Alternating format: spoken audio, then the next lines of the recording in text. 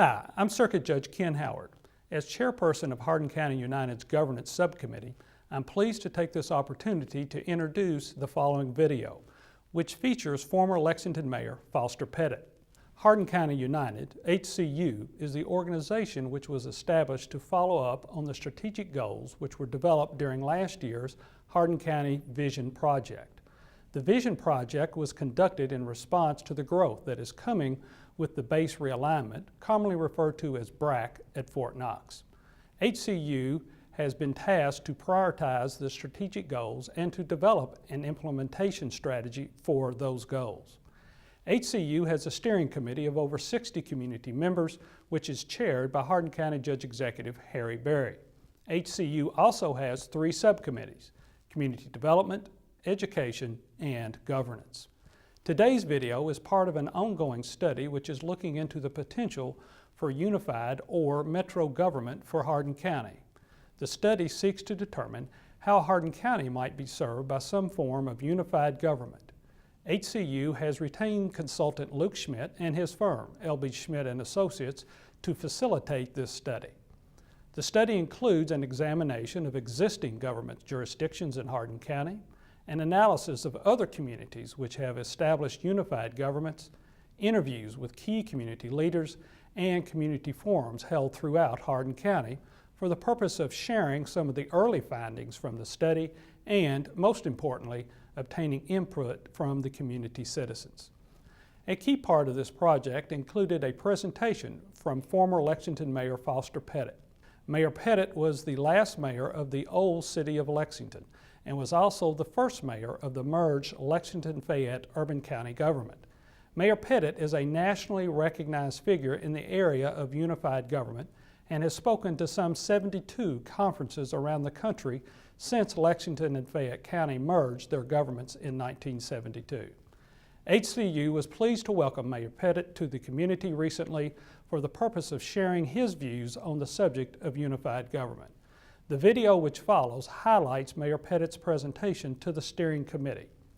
As HCU moves through this project, I would like to encourage you to visit our website, hardincountyunited.com, which will be periodically updated with information pertaining to this project.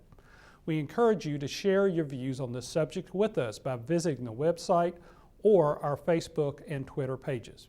Thanks for joining us. I'm very delighted to formally introduce Foster Pettit. Foster is the former mayor of the old city of Lexington and was the first mayor of what became known as the Lexington-Fayette urban county government, or the merged government. He's an attorney, partner with Wyatt Tarrant Combs in Lexington, graduate of the University of Virginia, and he is going to give you a little more detail on his background. But this is part of our outreach to other communities that have been through the consolidated government process. As Ken mentioned, working both with Louisville Metro as well as the Lexington folks to understand how they did what they did, how it's worked, and lessons learned and so forth. I also just completed a series of site visits down in Columbus, Georgia, Athens, Georgia, and Augusta to take a look at what they've done down there. So that's moving along very well. Anyway, I don't want to take any more time. It's when I first met Foster a few weeks ago, it was very, very apparent to me right away that he has a huge amount of knowledge about the issue of consolidated government, the pros, the cons, how you get there. And not only that, but since Lexington and Fayette County merged quite a few years ago, he's been invited to speak literally all over the country to other communities that have been considering this process and that have been going through it. So he's an absolute wealth of knowledge on this issue. So I really encourage you to ask questions, raise issues, because we do have all of the morning blocked out. Lunch will be brought in about 11:30, and I think you'll find this to be a fascinating program. So, Foster, welcome. We're delighted to have you here. Thank you. Thank you very much, Luke. He's been very nice to coordinate with me and email me all the time. I think when you get my age and concern, maybe you might get lost. And he's probably right. Well, it's my pleasure to be here. I come through your good city, but I'm afraid I'm on the way to Louisiana, where my wife is from, or a former wife. I used to go to West Kentucky, so I'm still coming through, regardless of my marital status. this is a subject that I would like to talk about because I'm very proud of what we did. A lot of luck was involved, but we had some leadership, and that was nice. And as Luke said, I was the last mayor of the city of Lexington and the first mayor of the Urban County Government. So I straddled that. And let me, before I get into that directly, let me give you all, how many of you went to University of Kentucky? Well, got one. That's all right. You're familiar with Lexington, regardless of whether you went there or not. And I wanted to comment a little bit about Lexington. Oh, before, I want to also say, Luke has given me this information, but you all have been through some visioning, and I think that's, and getting Luke to guide this thing is a very wise way to go about it. It can be complicated. And as you will hear, no example of consolidated government will necessarily fit another community because you've got different cultures of politics and social and so forth. But you know, Lexington was founded in 1779, so we've been around for 200 years. And when we first started, there were 47 settlers in that famous year, 1779, and we have had certain types of local government. The first 30, 40 years, we had trustees. Of course, when we were founded, we were a part of Virginia, and we had to look to them. But then, of course, 1792, we were our own state.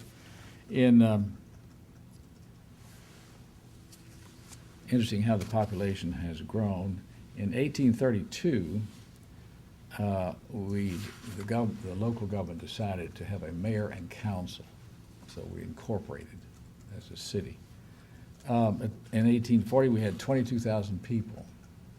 That sounds, resonates a little bit here. Of course, you were bigger than that. 1860, we had about the same population. In 1867, they arranged it so that the mayor would be chosen by the council, not by the people, but they quit that pretty quickly.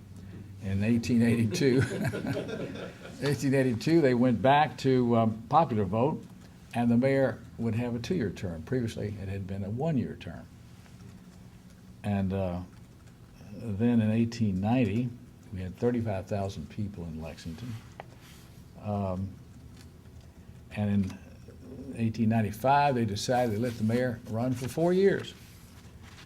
So that was interesting. And then in 1932, with the advent of what was fairly new in this country, they had the city manager form of government, a manager, a business type person. And my father was involved in getting that installed in Lexington. And then that went along pretty well. But we had a lot of reasons that I'll tell you about. But of course, in 1970, we had 174,000 people in the county, about 65,000 in the county outside the city limits, and about 108 or 10 in the city limits. And Judge Bart Peake was a county judge, and he ran for the legislature after he was county judge, and he had this idea. He was a Rotarian. The Rotarians had been studying consolidated government for a long time. And so he put in the first act in the legislature to enable us to do what we did. Bill McCann, a lawyer and good friend of mine, still around, joined with him. He was he was a co-sponsor of that, the Peake-McCann bill, which enabled us to do what we did. Our population, of course, then, it's interesting. Well, we proceeded to follow the statute which required, and I suspect you all are a second-class city and you can follow the very same laws, right? Am I right about that? I think. It's split. Right on fourth. Well, Richmond is second.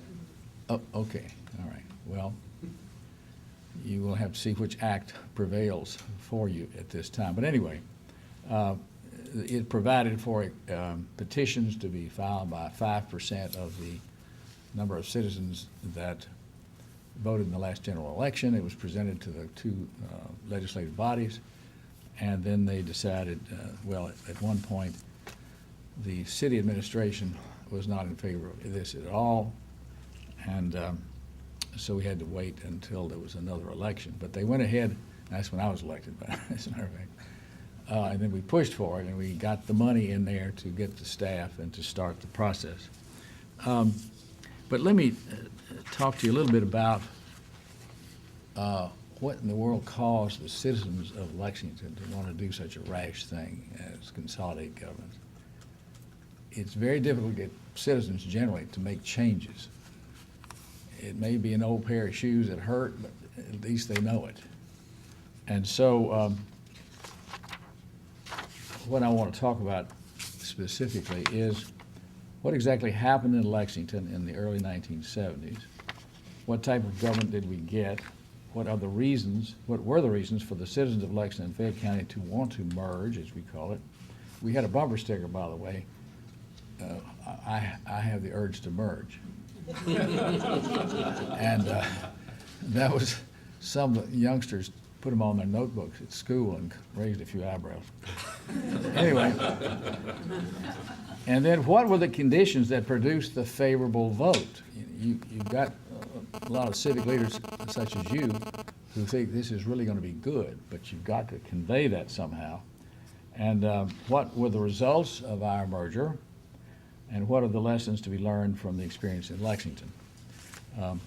I gave Luke, by the way, a book written by Bill Lyons, a UK professor, political science, who this was his thing, and he's the one that sort of got the interest going to go to the legislature and get this done.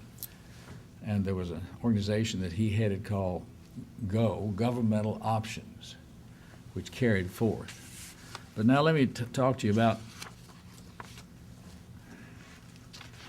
the, and his group's the one that got the petitions up and presented to the two governments. When that occurred, what happened, there was a merger commission of some 30 people. We had to change some of the membership because the controlling city government appointed people who wouldn't show up and they couldn't get a quorum, and that was when we had to have an election to get him out of there. He wasn't mayor, he was a city commissioner, but it was a 3-2 position he had. So, and he's somebody I grew up with, he's still around. But we had a commission that was appointed by the county judge and the mayor of people who cared to spend the time, open in the public, to decide what kind of a plan do you want? What kind of government would work? Do you want partisan or nonpartisan? See, the city was nonpartisan, the county officials were partisan, so we opted to go for nonpartisan, which is the way it is today. Then this plan was devised, and here's the charter that was in June of 1972. We voted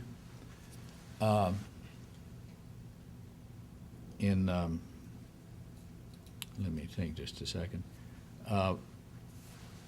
The Governmental Options Group performed in 71 to do the charter, and then they appointed the commission. It was reconstituted. But they finished writing the charter on a ping pong table in the Planning Commission office, because I attended that.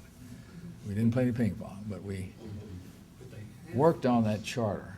And in 6 months, we came up with it. So in June, it was finished, and here is what it looked like. It's been changed a little bit since then by state law, but because of something we wanted. And then there was a vote in November of 1972. We had a lot of discussion. Do you want to vote on the concept first and do the plan later? And we said, no, let's have a plan. People need to know what they're voting on.